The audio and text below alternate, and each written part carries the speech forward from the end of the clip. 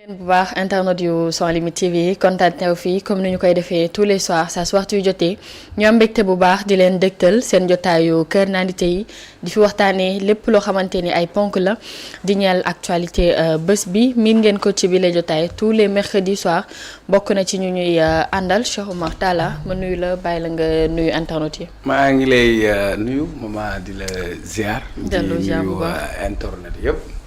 di nuyu waa Sénégal di nuyu ñi ñuy seetaan ak ñi ñuy bàyyi xel. ñi nekk biir Sénégal ak ñi nekk bitim réew. di nuyu di ziar ñëpp mais permets-moi d'abord mu nuyu Sans Limites. à travers Pape Ousmane Cissé ak Ngone Saliou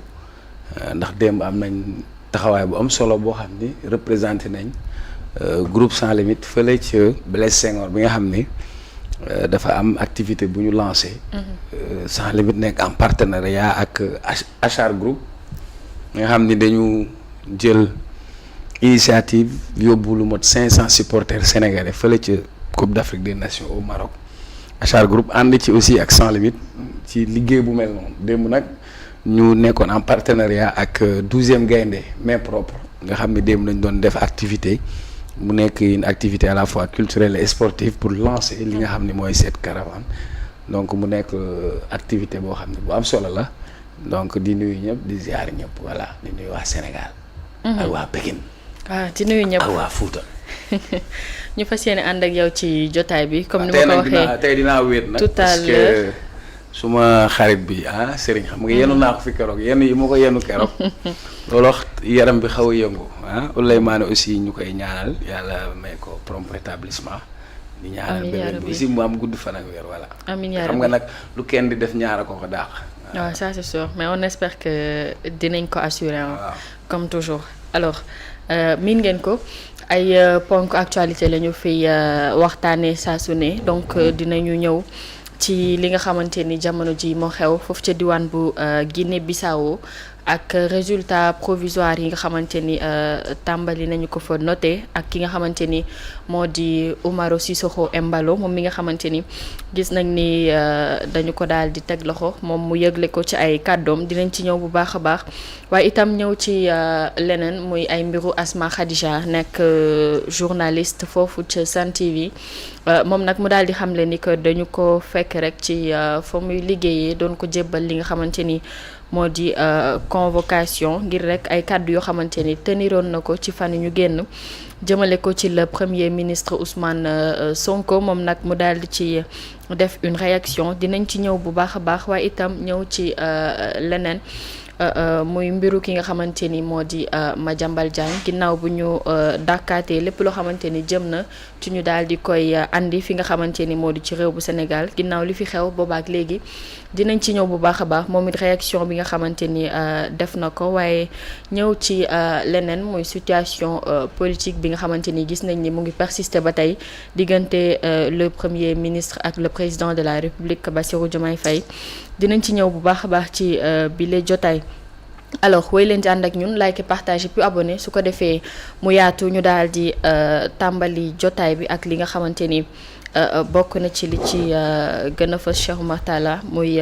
mbiru Guinée Bissau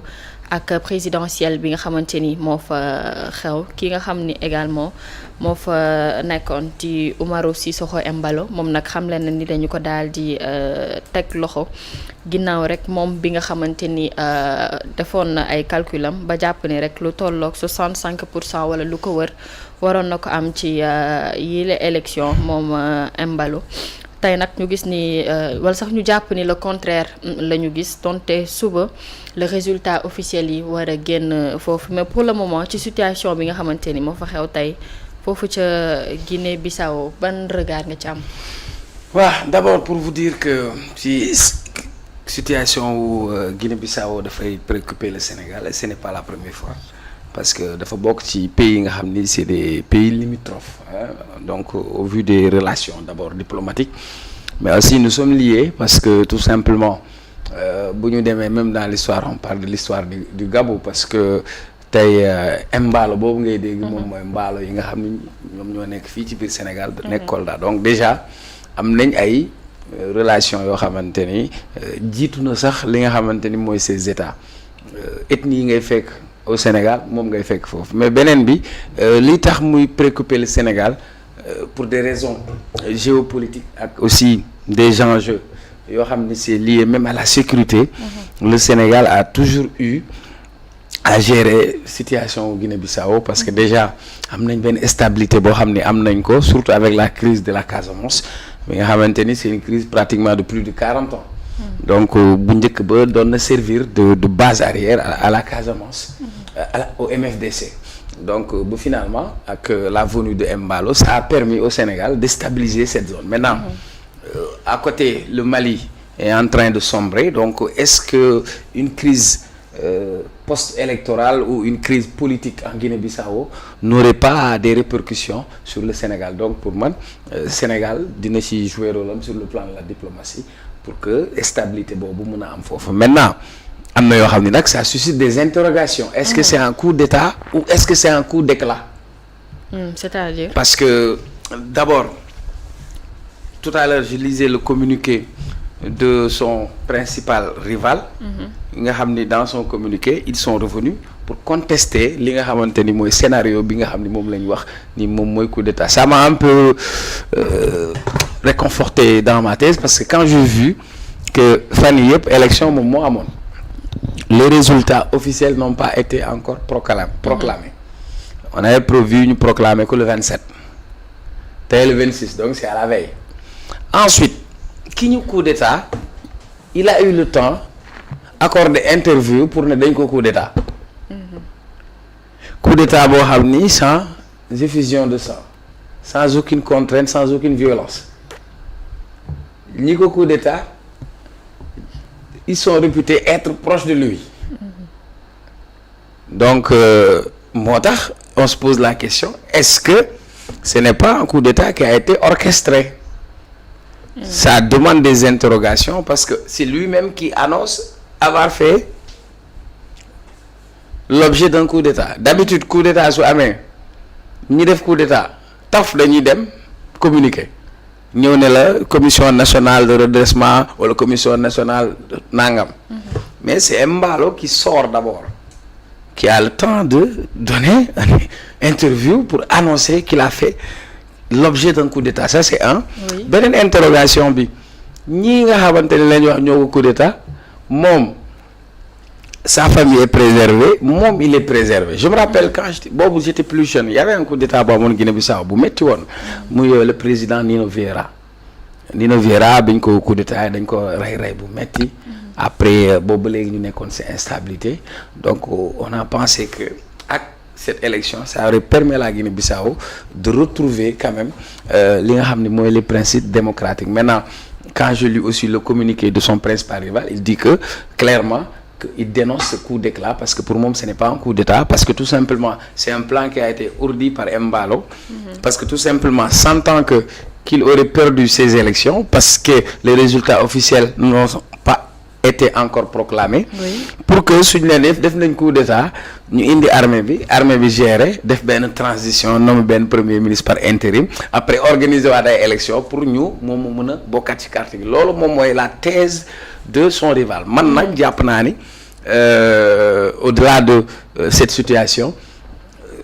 le Sénégal a déjà envoyé son armée en Guinée-Bissau en 98. C'était pour stabiliser le pays. Ñun bi ñu nekkee gën a nekk ay jeunes on se rappelait de nu mu tudd borom mbaxane ba waaye fàtte naa ki yoroon mbaxane ba xonq ba jiite woon na Guinée-Bissau te Ablaye Wade Kumba Yàlla nekkoon na président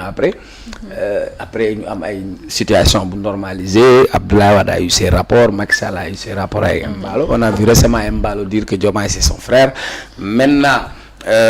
ñun si suñu intérêt mooy Guinée-Bissau bu am dal et que la situation revienne à la normale. Maintenant on va voir ce que la CEDEAO va décider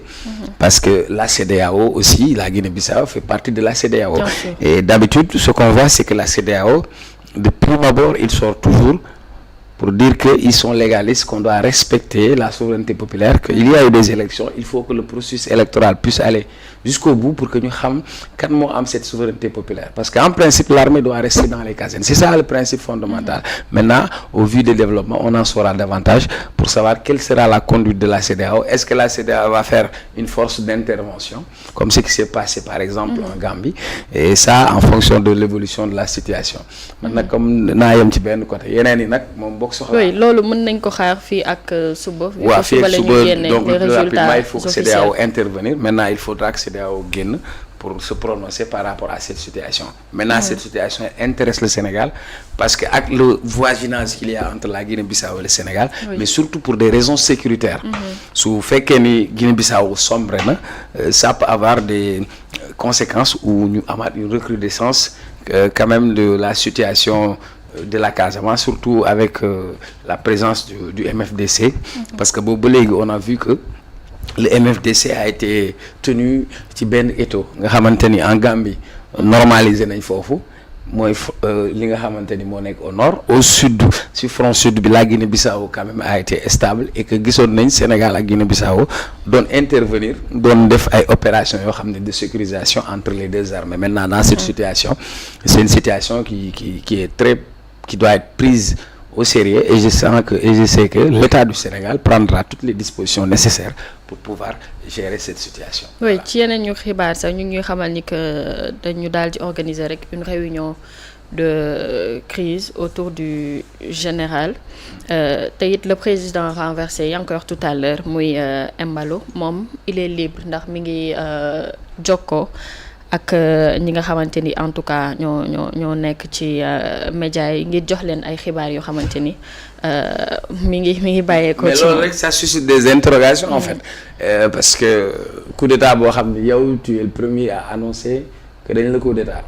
tu as le temps de faire des interviews kenn gàjjiwu la kenn xoosu la kenn boomu la kenn faatu la kenn boomul sa njaboot.